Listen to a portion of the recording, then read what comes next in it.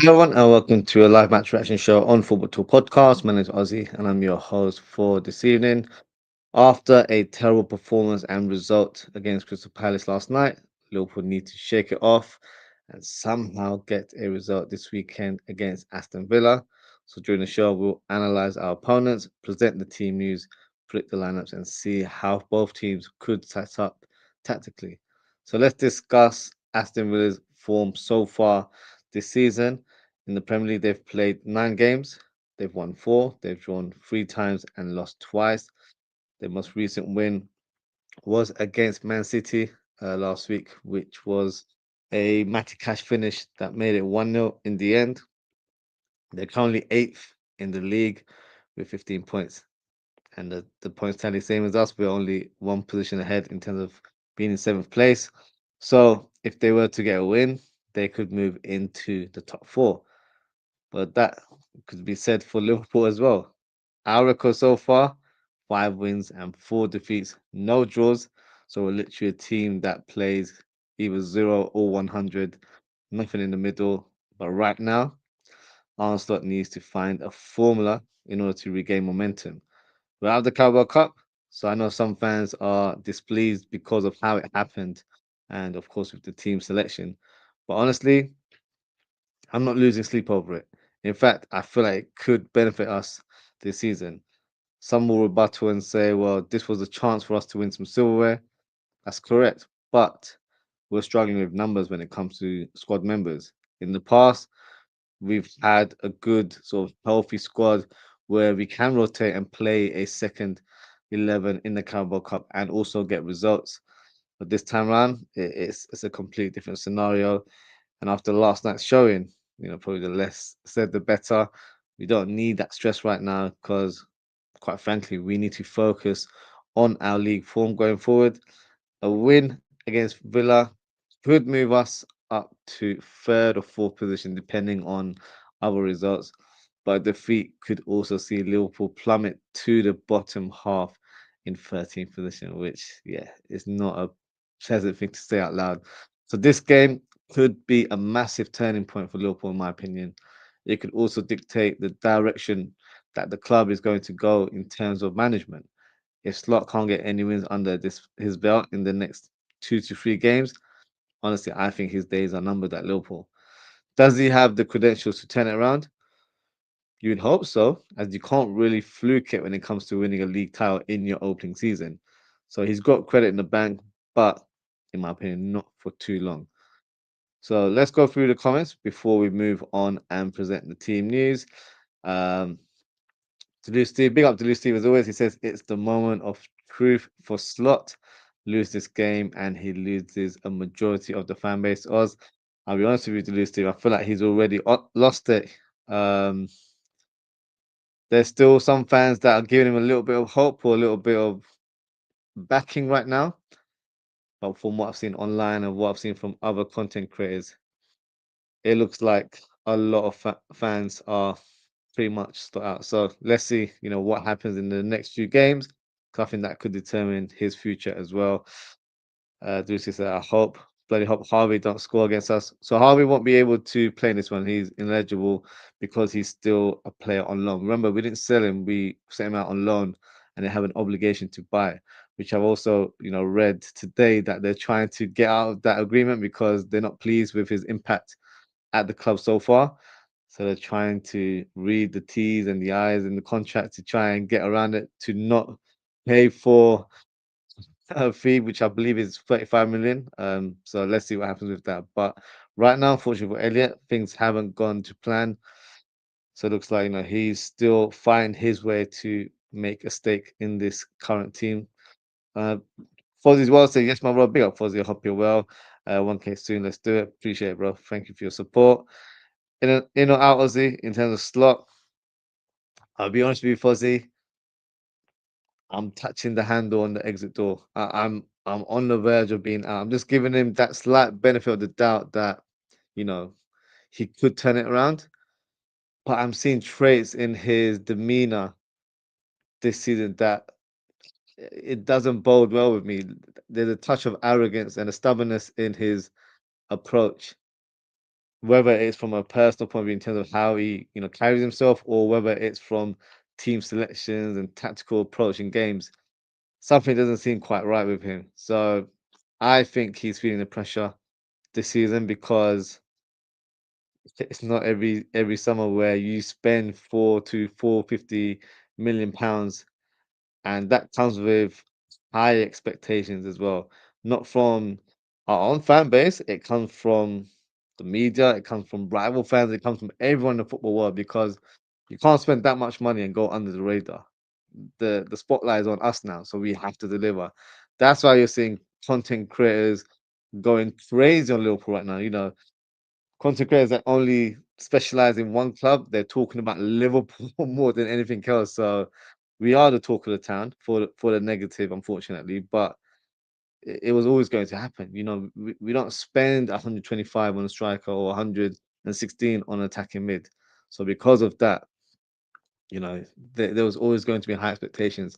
And unfortunately, and I don't mean to say, seem a bit harsh when I say it, but some managers don't have it in their locker to manage a club with that high expectation. Last year when Arne Slot came in, it was a free hit for me. If he finished outside the top four, I don't think many of us would have been, too annoyed or angry about that because he came in replacing an icon in Jurgen Klopp. So he would have got, we would have given him the benefit of the doubt to, make it work in the second season. But because he won the league in his opening season, he's already, increased the expectations for this season where a lot of us fans, and I know people might say no, they didn't say this, but we all said that we're going to go back to back this season. So with that, expectations are high in terms of what we achieved, but also the expenditure doesn't help as well in terms of his kind of way of thinking right now. So yeah, I'm very close to being slot out, if I'm being honest. And I'm not, I don't want to be, the type of person just to say it out loud and just to get a reaction of people. I'm giving him, that benefit of the doubt that he can turn it around, but he's not showing me a lot of signs, which is why I'm, pretty much, almost on that side now because, there's been so many times where I feel like he could have switched it up, changed formations, or just try different tactics, or revert back to what we were playing last year because the tactics have completely changed, in my opinion. So that's my concern in terms of Arne Slot, and even listening to his or shall I say, post-match conference after the game. He's talking a lot of nonsense, making excuses, comparing our score to Chelsea and Man City.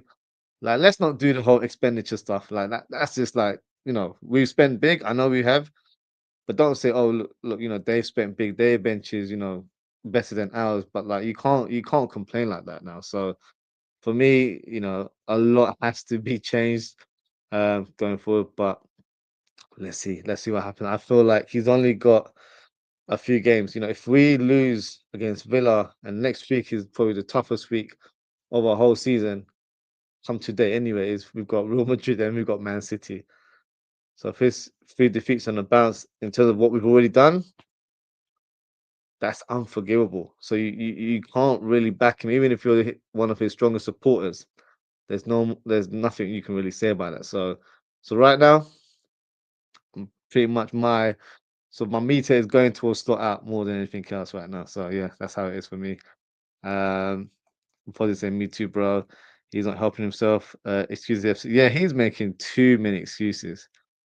I know Jurgen Klopp would have a moan and groan, in his um time as well at Liverpool, but he could justify it by with results and with certain things.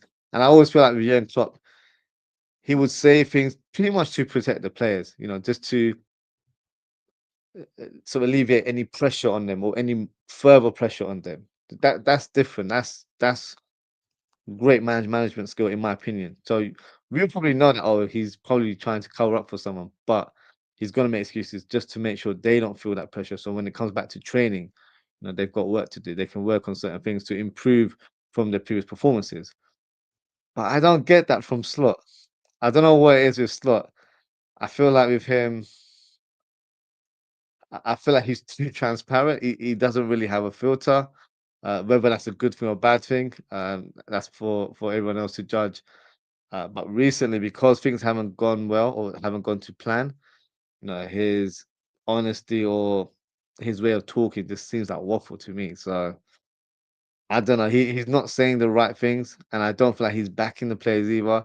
And quite frankly, the team selection for the fixture against Crystal Palace in the Carabao Cup, I said it yesterday in my match reaction show. I feel like he threw the young players under the bus. You can't have so many academy players on the bench and not have a senior figure on the bench to guide them. And even on the pitch, we only had a few senior members. So that's quite unfair to allow these, 16, 17, 18, 19 year olds to just come on and, change the game. They haven't played at a professional level. So for me, it was poor man management from them. It was something where I feel like he just threw them under the bus and didn't really protect them, which is what you should be doing as a team coach. So yeah, he's showing a lot of cracks in his armor right now. So it is a concern going forward. Zidane Mohammed, big up yourself. He says Slot is zero. Slot is a laugh. At this point, I couldn't disagree with you. He's a bit of a laugh, but we find it more frustrating because I'm not finding it humorous at all. Steve said the fan base has lost trust in him. I agree with you. I want the players have. I'll be honest with you, Louis Steve. I think he has. I don't think he has completely where there's no foregone conclusion, but I do feel like they have lost faith in the coach in terms of how he wants the team to play and how he sets the team up. Because players could be playing in their normal position. If you are supposed like you're playing at centre mid, but his task or his responsibilities for the game is completely different to what it was last season. So maybe he's making certain players do too much to accommodate other players, but those players are just below par themselves. So it's one of those things where there's only a few players that can say that they've worked hard and they performed to a certain level, but there's too many players that have been below par. That's my worry. And it could be down to the player's form, but I sense that it's more tactical. That would be my understanding. The way the team is set up is not quite the way we played last season. There's too many sort of tactical tweaks, or maybe it starts overthinking, his strategy going into games, and it's messing up. He's not clear cut with his communication, and I say he's transparent, but with his tactics, he doesn't seem very transparent because it's a bit all over the place. So he's got a lot to fix in the coming weeks. So hopefully he starts from this weekend and we get a result against Villa. Bo, Ozzy, my man, big up, Bo. I hope you're doing well. Thanks for your comment. Thank you for tuning in as well. Slim Handle says Villa have a good record at Anfield, certainly from the first half of the 2010s. Yeah, they do. They're not an easy team um, to walk through. We'll talk about their lineup and their personnel and setup as well. It's going to be a very difficult game. Honestly, it's not. It's not going to be a walk in the park at all. Of course, you always feel like home advantage plays a part, but look at the atmosphere yesterday. It was very loud. I was in the opening 10, 15 minutes. I think the fans were up for it, but the team weren't showing enough for them to continue that sort of support or be as vocal throughout the game. And I feel like maybe around the 75th, 80th minute, probably just after Pino scored the third goal, fans started walking out. And I saw the camera going towards Slot, and Slot's just looking bewildered, like, why are these lot moving? Why are they leaving the stadium? They have every right to do what they want. They've paid their hard-earned money to be there, and they're seeing a terrible performance like that. They have every right to walk away. And no one's expecting us to play academy players. Of course, you always have a few on the bench, and maybe give one or two starts to really special talents like your Rio and Gamar and the Trainionis. But it felt like a reserve game to an extent. You had the likes of, I'm being respectable here, like Joe Gomez, who's had his injury issues. You've got Endo, been a bit part player for us this season. Now, those are the kind of players you bring into your reserve team football, just to give them a bit of minutes and hopefully they can gain some match fitness. That's what it felt like. And then the bench was completely, youth academy players. So it felt like watching a reserve game, and we got battered like it as well. So yeah, not a great evening for Liverpool at all. Zidane says, I don't trust that board. Enough. I don't blame you, to be honest with you. I can't disagree. Fozzie said we did due to the signings. Yeah, Man doesn't have the qualifications or license to drive like Ferrari or Ozwrld. No, he doesn't. I'm sure you guys have seen like videos online where certain guys are driving Lambos and they've crashed it because they can't handle it. Not everyone can drive supercars. Maybe Stott isn't able to handle the wheel right now.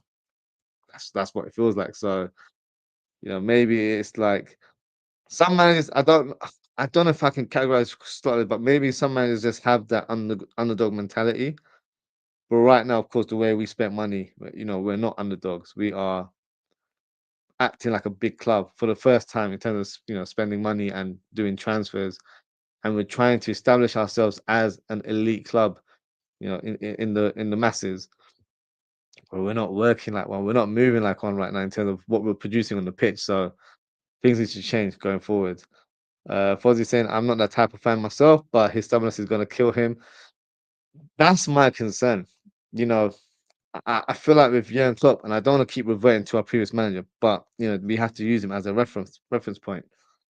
He would tweak the team if needed to get a result.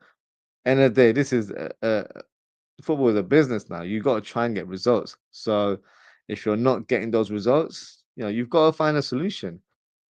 Whether that's you dropping your star player or whatnot, things got to be done. And the player needs to be understanding. It's not always about them. It's about the team. It's about the collective. It's about the club making progress as the season goes on. And we're not doing that right now. We've digressed as a team. So let's see what Slot does. He's got a lot of things to answer. He's got a lot of challenges coming up, and he needs to be the one that finds the solutions. So, it's going to be make or break, I think, for Slot in the next couple of weeks. As they say, Klopp, we missed you. Yeah, that podcast interview couldn't have come out at a better time for him because that's when you started hearing Slot out chants from the crowd and from fans online and all over the world. So yeah, and that's why people have it in their mind that Klopp could be the guy to come back.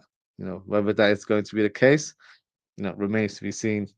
Delu Steve said he won the Prem in Klopp's BMW. Yeah, now he's not able to handle that Ferrari as you mentioned. So yeah, it's a bit of an issue for him. What he's saying, lad, by example, so the players can do more on the pitch for you. Lead by example, so the players can do more. Yeah, exactly, exactly. And you mentioned a player there, and Chiesa. One thing that I was thinking about earlier on today, correct me if I'm wrong, because if you're watching live, you can drop a comment, let me know what you guys think.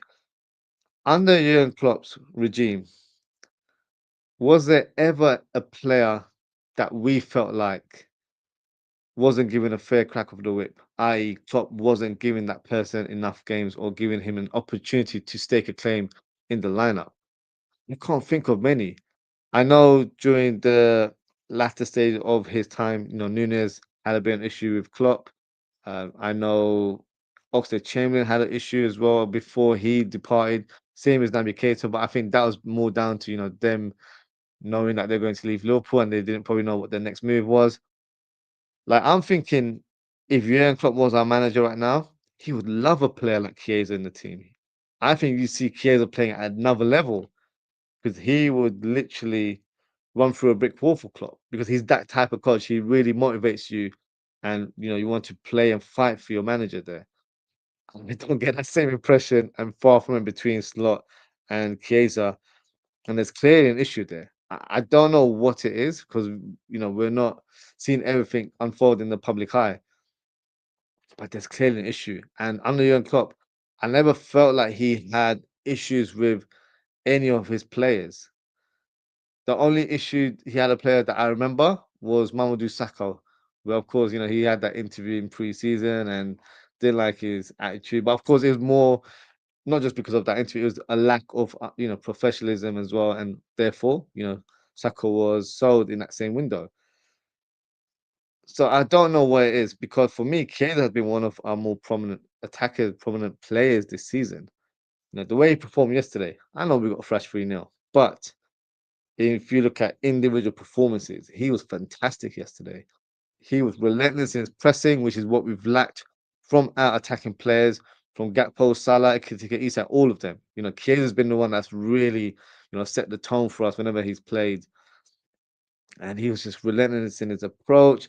You can see the way he was communicating to the likes of Rio and the young players around him, encouraging them, even if they misplaced the pass, you can see the profession, you can see the leadership, and you can see the experience in that player because he's done it all. He's achieved so much in his career. He's been there and has done that. So I'm very surprised by Scott's treatment with Chiesa, and it's a concern because that's the player I will start. For me, he is the one that will set the example in terms of how a player should play in this team. I would have him on that left wing, but Slot doesn't agree. So whether he, faces Aston Villa remains to be seen because he played the full 90 minutes. Of course, he wasn't involved in the other previous games, but I don't know, if he'll be able to stake a claim. But yeah, we'll see what the team selection is for the game on Saturday. Zid saying Slot is pathetic. Yeah, Zid is not happy with Slot at all. Bo says Slot doesn't trust young players like Klopp. He just plays them for the sake of it. Yeah, potentially. Um, I think if any player, there's, I know this term gets used around quite a bit, but Klopp has an aura about him, and he made you feel very special as a player. So because of that, it doesn't matter if you were a youth player or a squad player or a star player in the team. They all felt like they were fighting for the same cause, which was to fight for this manager. I'm not seeing that unity with this squad right now. I think it looks a bit broken up right now. So things need to change. And whether it's coming from the coach or whether it's coming from his coaching staff, I can't quite put my finger on it. But things need to be resolved in the coming weeks because time is running out. I know it's October, we're pretty much on the verge of it being November in a couple of days, but this is make or break. Christmas period is where we're going to have a lot of games coming through thick and fast, and if we're not able to gain points or gain any momentum there, it's going to be an issue going forward. Positive too open, yeah, especially in the midfield. Oh my god, it's like we don't even have a midfield. We've got a defense and attackers. Our attackers don't press, and our defenders don't defend. Simple as that. We've been awful this season. This thing, I'm so sad for my dream team, the big Liverpool. Yeah, I feel your pain. Everyone's really shocked by the performances that we produced, and even the games that we're winning on the top end of the season. We weren't really working teams. We were just producing moments of brilliance in the latter stages that got us through the line, but they weren't dominant performances, and that's my concern. Fozzie saying, if he leaves, who's your choice, bro? Oh, honestly, there's not many options. If I'm being brutally honest with you, of course, a lot of fans will say Jurgen Klopp, but I'm a bit cautious about bringing him back. Look, I love the manager. He was phenomenal for us. Probably the best manager in my lifetime I've seen at Liverpool, and in terms of what he brought, in terms of his presence, and of course the teams that he presented for us. They were the best team, the best football I've seen as a supporter. But I don't know. It's a tough one. It really is. I know you've got the likes of Zinedine Zidane that has been a name that's dished out amongst the Liverpool fans. I don't know if it would appeal to him to move over to Liverpool, as in come over to England, because some people just don't want to live here, and it's fair enough. Um, Someone said Oliver Glasner. I don't know about Oliver Glasner. I do rate him as a coach. I don't know if he's the right fit. That would be my concern. But he's on the list, I guess. I can't think of any, to be honest with you. Something I'm gonna have to get my head around. Maybe I haven't fought back too much because out of respect for Slot, I'm hoping he turns things around. But for me, there is no clear candidate. But feel free to let me know who you would like as your sort of potential replacement in terms of the managerial position at Liverpool.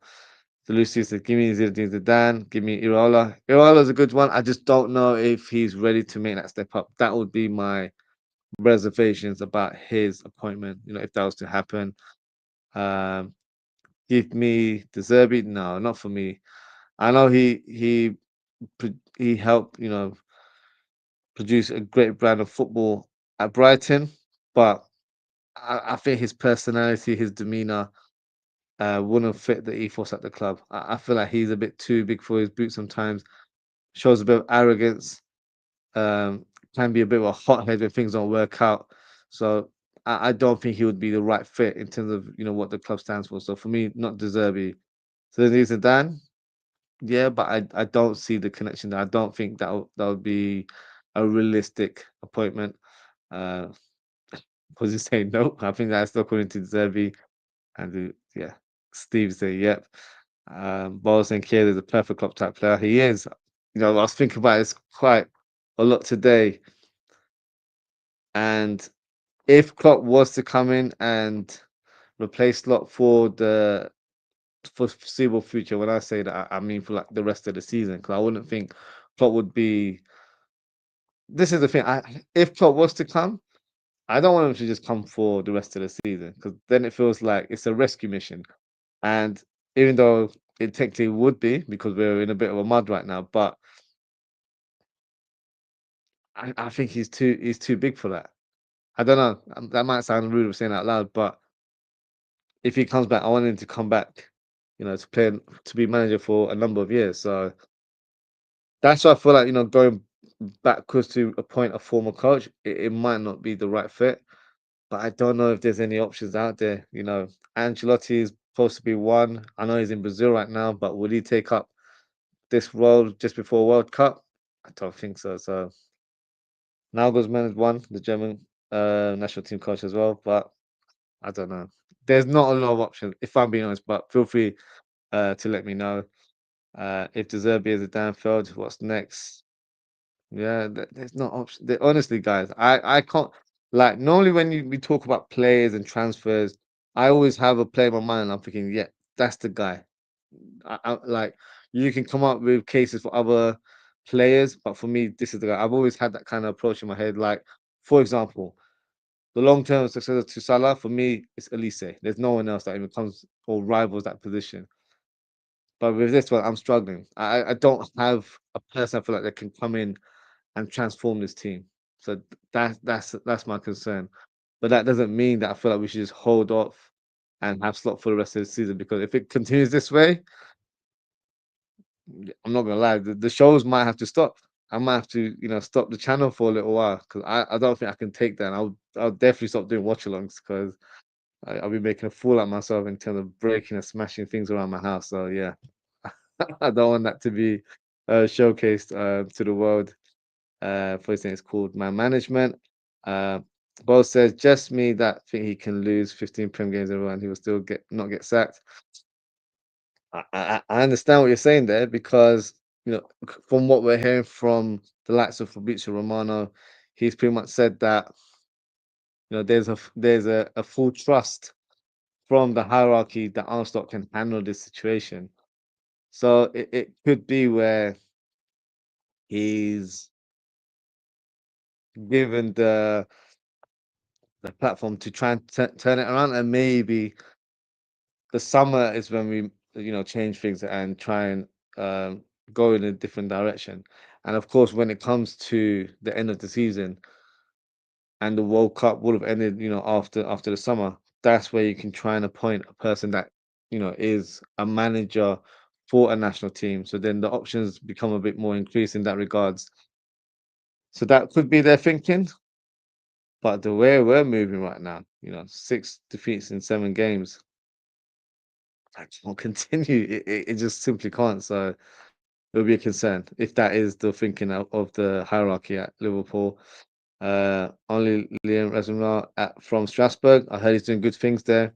I think a move to Liverpool would be a huge step up. I'm not sure, if he's quite ready for that, but he is doing good things from what I've read. Fozzie saying hothead. Yeah, he is a hothead. Anyone but Steven Gerrard. Yeah, Steven Gerrard's another name that has been branched out.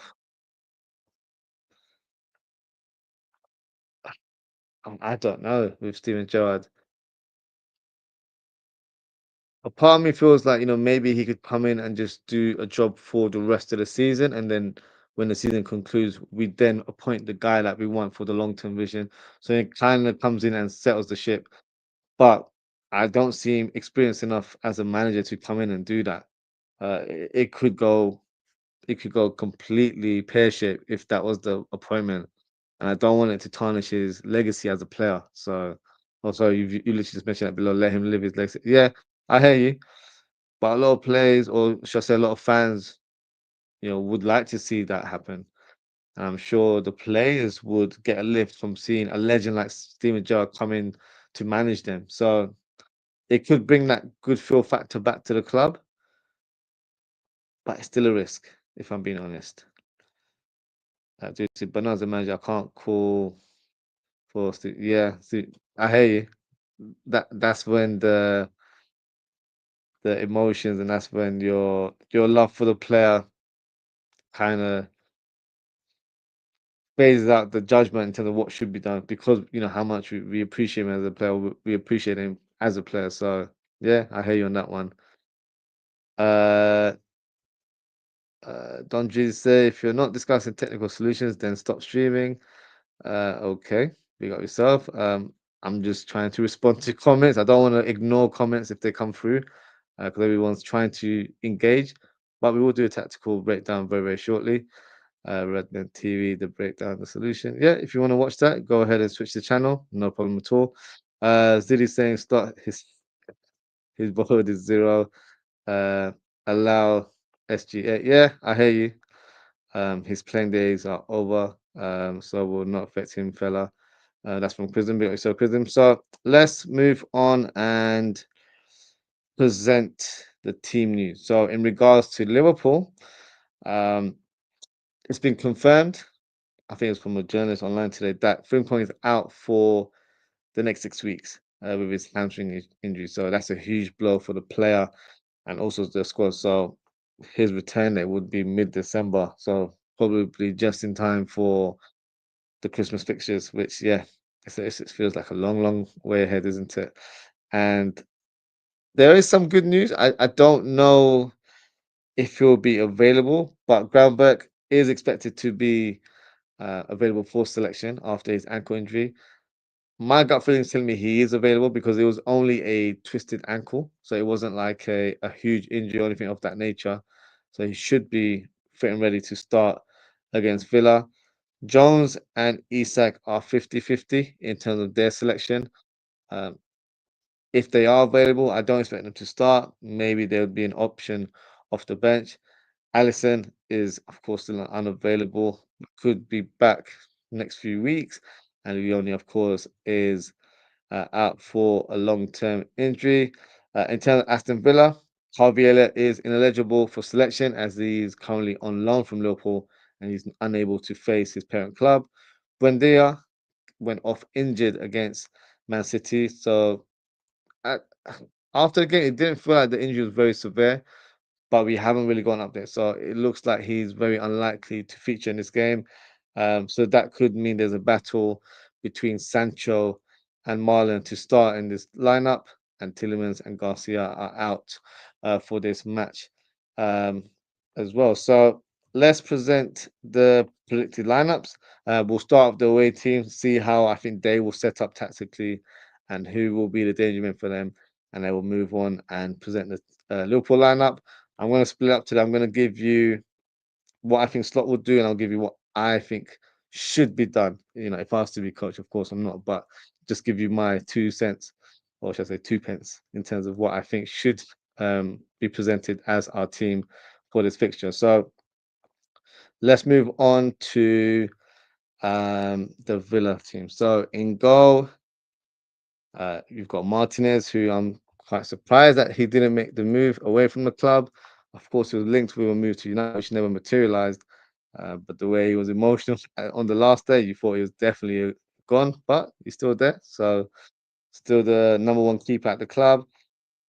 And then you've got uh, Cash, the goal scorer, over the weekend against Man City. So, he will definitely start in this game alongside Consta, who's had a decent start to the season alongside the experienced Spanish defender in Pau Torres.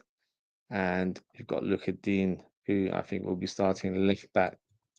So you've got a very strong, established backline there with experience. And in terms of the double pivot, I'm expecting them to go with Kamara, who's a decent player, to be honest with you.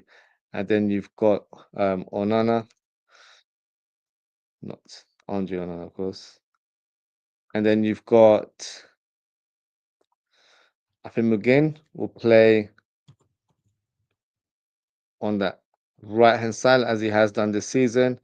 You've got Morgan Rogers, who's a player definitely to look out for in this fixture. It's either Sancho or Marlon on that left hand side. I'm going to go with Marlon. I don't think Sancho has presented a good enough impression to start. So I think he'll go with the trusted option in Daniel Marlon. And up top, you're going to go with the experienced attacker in Ollie Watkins. So that's my predicted line. I think in terms of this setup, this is how they would set up from a defensive point of view. But if they wanted to take that one step further and you know go all out, because look, let's be honest with you, teams that are playing Liverpool now, they are going on full attack mode. They're not playing with a cautious approach. They are flooding the midfield. They are trying to, you know, overpower us in terms of numbers in the middle of the park. So why can't Villa do the same? It seems to be proof of the pudding right now. Of course, you've got players that are playing differently against us. You've got teams setting up with long balls and low blocks, but that's not nothing new. That's something we should have been accustomed to being Liverpool Football Club. But Arsenal has made that as a reason that we aren't winning games, and he's saying that we don't have a solution for that, which is bewildering because that's not something you say out loud, even if that is what you believe. But a coach of your credentials should not say that loud, or to say that, I will have to make judgment in terms of your credibility as a coach. But in terms of Villa and how they can get the best out of their players, I think they can go in a sort of 4-1-4-1 shape where you've got Kamara being the number 6, and then you've got Onana being more of the box to box. In my previous setup, I had McGuinn as a right-sided winger, but I think in this formation, we'll have McGinn and Onana in that middle of the park, and then you'll have the likes of McGinn and Rogers interchanging. So maybe Rogers being a bit more out wide on the right, or it could be completely different where you've got Rogers on the left and Marlon on the right, who's a bit more of a natural player from that right hand side. So either way, that would be the approach where the two attackers will be the players that provide that width and creativity, and then you've got Ollie Watkins, who is the fox in the box, and you've got the power and the durability of Onana, playing that box to box role, and Kamara, who is underrated in my opinion, a player that can really sniff the danger and can clean up shop on his own, playing that single pivot. So this could be, I would say, the attacking setup for Villa. But I think in terms of the team, the structure, that's how the team will begin with, and I think it will alter as the game goes on, depending on how Liverpool are performing, basically. So that's my vision for Villa. And look, off the bench, they do have some decent options. You've got the likes of Ross Barkley, who can come on, he can play alongside either Onana or Kamara if they need a deep line playmaker. He can come in and replace Rodgers if they want someone a bit more of a driving force into the box. You've got Sancho, who hasn't really hit the heights since the beginning of his loan spell at Villa, but he's definitely an option. He can play on the left or on the right hand side. Martson, a player that can cover for left back and left wing. They signed a striker in Gassand for £28 million. Unfortunately, he really hasn't hit the ground running.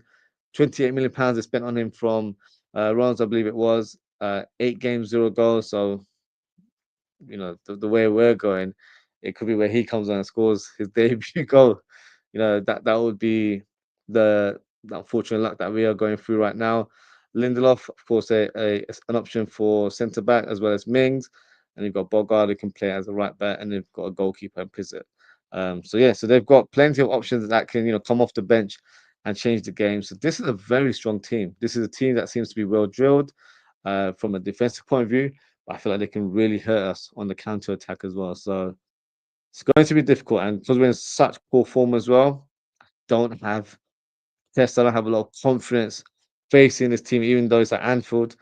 But unfortunately, things aren't working well right now. Hopefully, I'm praying that we can turn it around in this fixture. So let's move on and present the Liverpool lineup. I'm going to go with what I think Slot will do.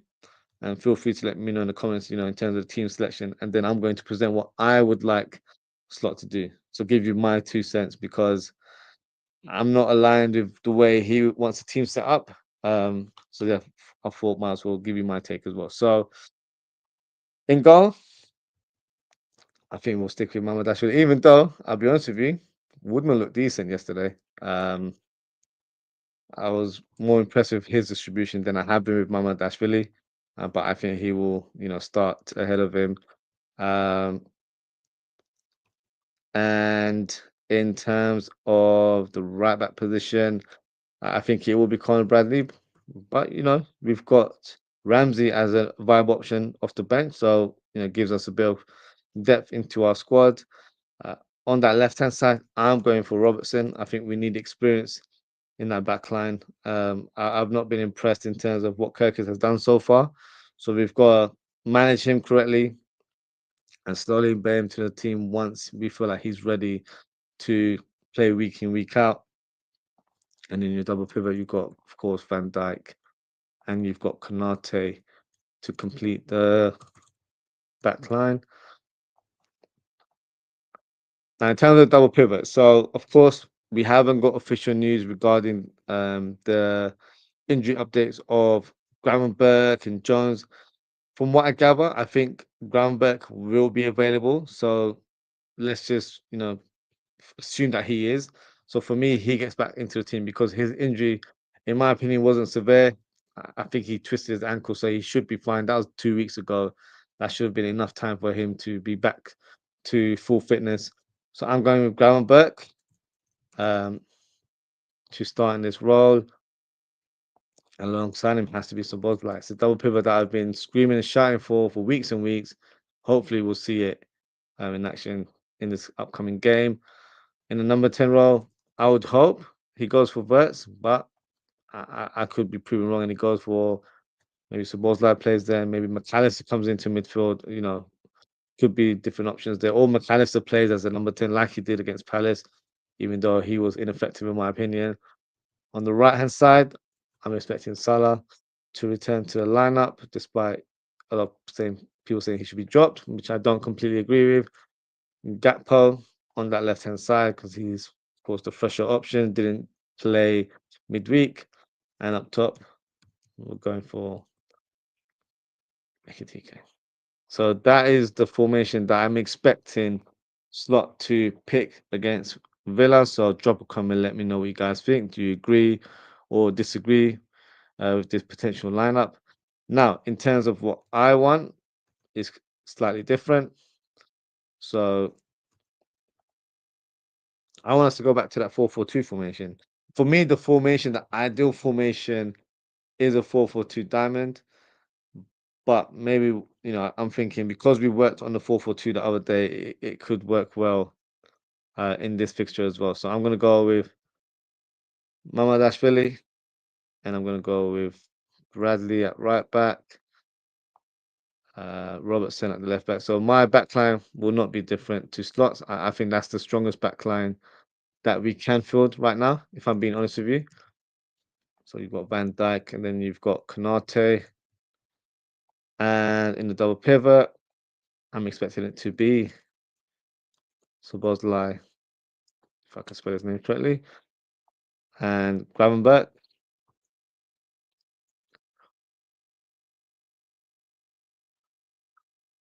And then you've got Verts.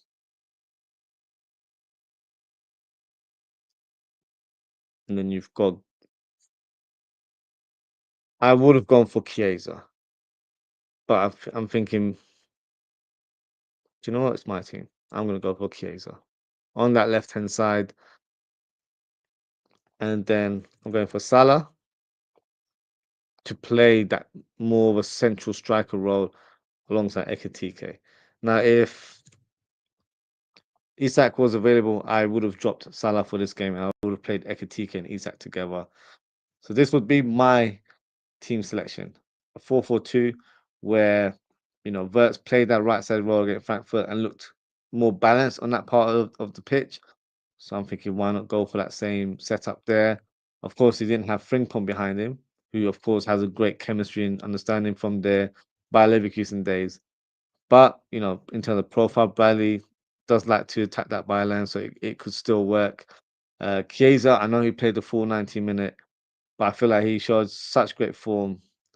You've got to applaud him and give him further encouragement and play him in the next game. So even if he doesn't play the full 90, giving him a start will give him a boost of confidence, and it could, help us in the long term because you end up having a player that's in more of a positive spirit, and he can, of course, produce the goods for us as well. And up top, look at the goal we scored against Brentford. Salah was in a central position as presenting that graphic there. So I feel like that should be his role going forward. That's why I feel like whatever the setup is, I feel like we need two attackers now. I don't want us to play with three attackers. I want it to be two attackers. So on paper, you've got Ekitike, Salah, and then you've got backup, or for now, I would say Isak, and then you've got Gakpo. So those are your four attackers. And then you've got Chiesa and Gakpo as well. Fine. I still feel like we need a left winger, but that's another conversation for another day. But on paper, Chiesa and Gakpo fighting for that left-hand spot alongside Rio as well. And Verts playing in that more right-sided role. But I feel like Szoboszlai can play there if we need to. So if McAllister seems to pick up form, that could be an option there as well. So this setup could work as a short-term solution.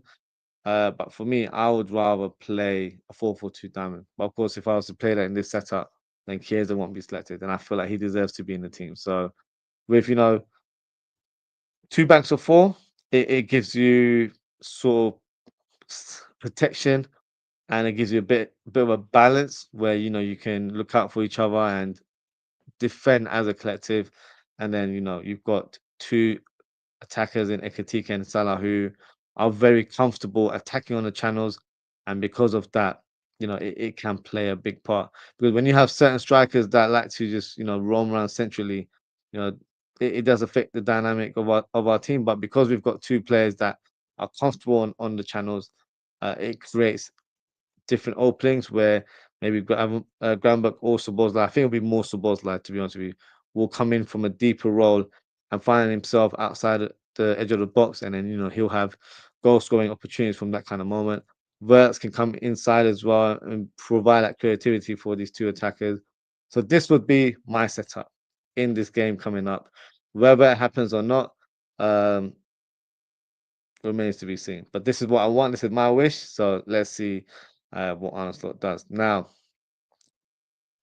in terms of the score prediction,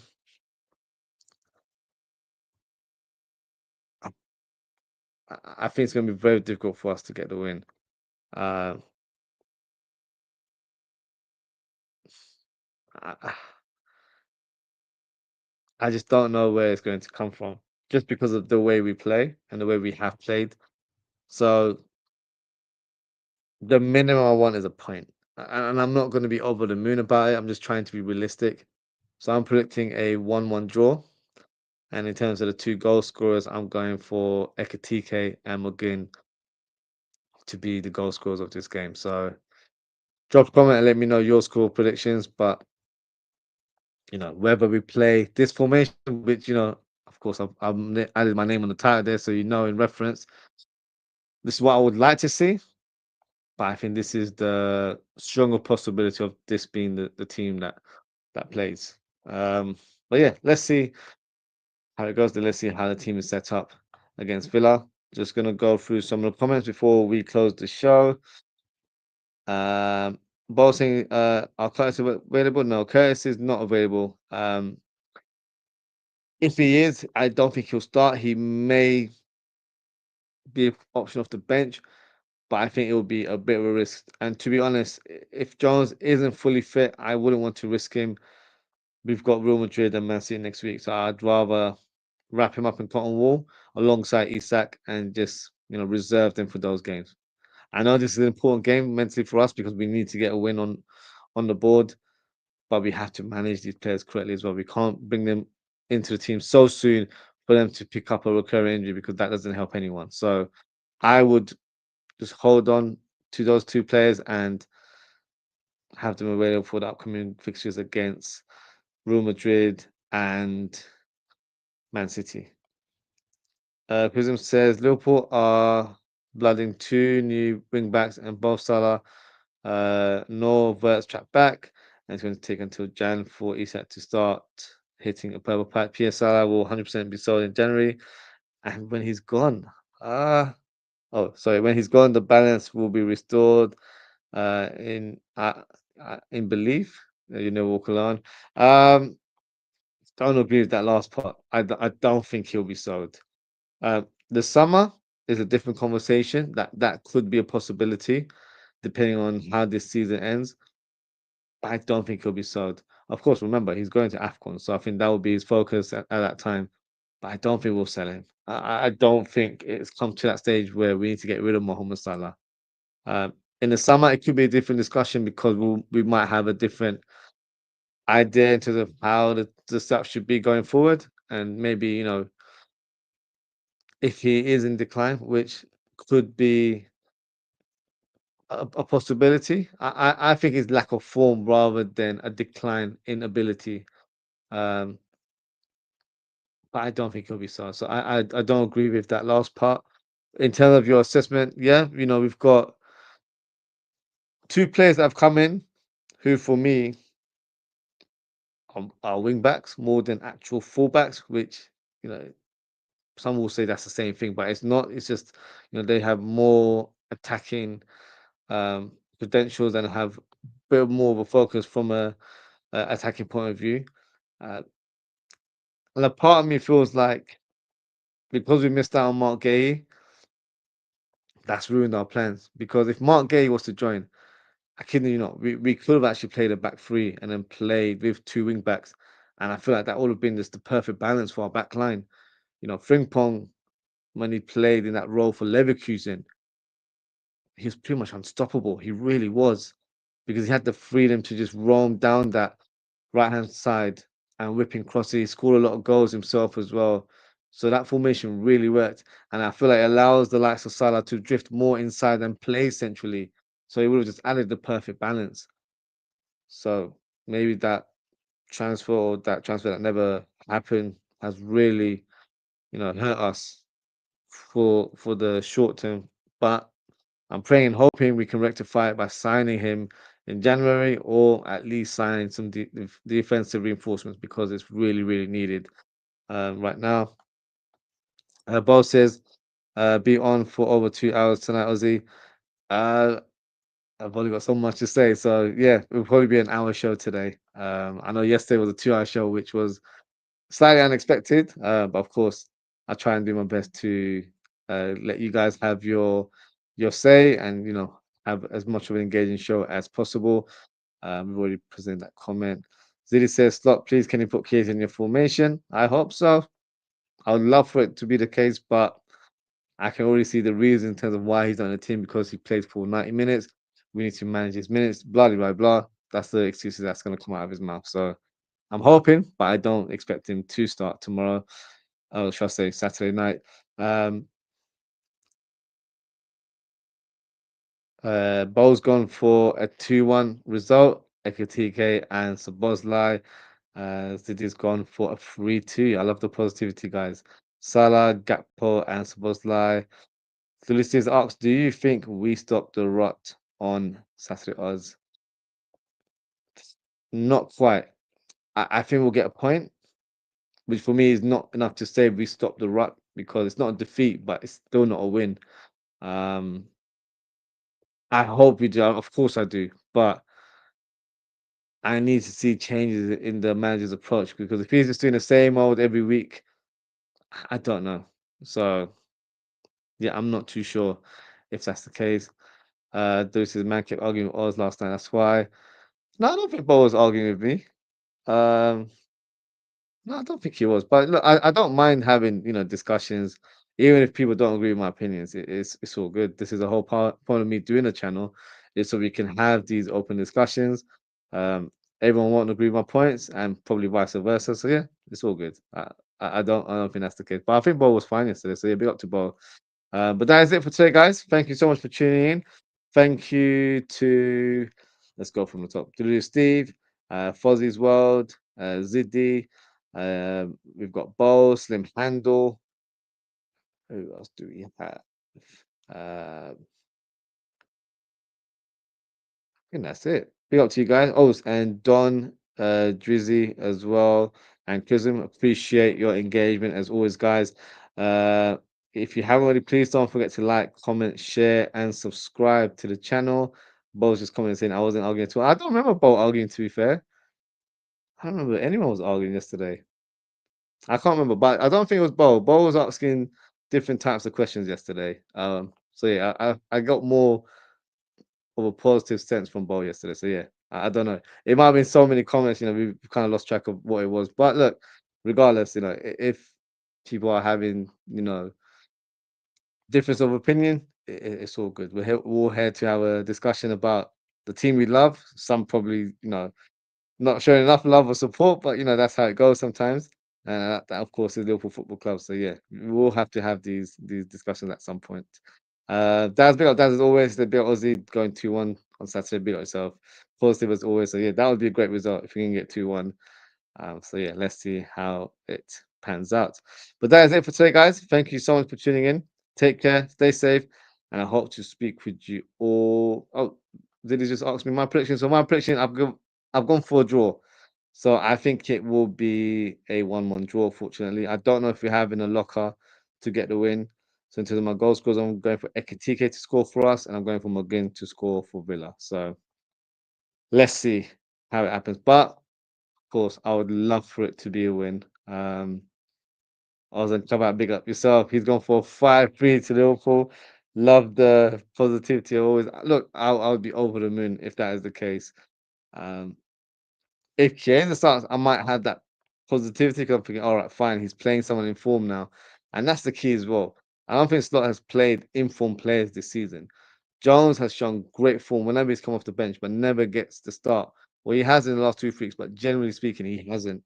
McAllister has been absolutely awful, to say it politely, and he keeps getting, starts every. He's played 13 games. He's played all the games so far this season. So that's my concern going forward. So hopefully, you know, he presents the right team with the right formation, right structure, and we can really give it a go and bring some positive vibes back to Anfield because it hasn't been the case, unfortunately, in recent weeks. So yeah, fingers crossed we get the results. So big up to Daz and big up to Oz and come out for your late comments. Appreciate you guys as always. That is it for today, guys. We'll be doing a live watch along, hopefully on Saturday. So the game is at 8 p.m. Kickoff UK time. So I'll be live 5 to 8. We'll go through the lineups and see who's starting. Let's see how close I am in terms of my predicted lineups, and we can take it from there. Watch the game together. Hopefully, it will be more of a celebration type of show where we're enjoying it and goals galore, and we'll have a positive match reaction show after the game as well. So yeah, a couple of shows lined up for Saturday. But that's it for today, guys. Thank you so much for tuning in. Take care, stay safe, and I hope to speak with you all very, very soon. Goodbye.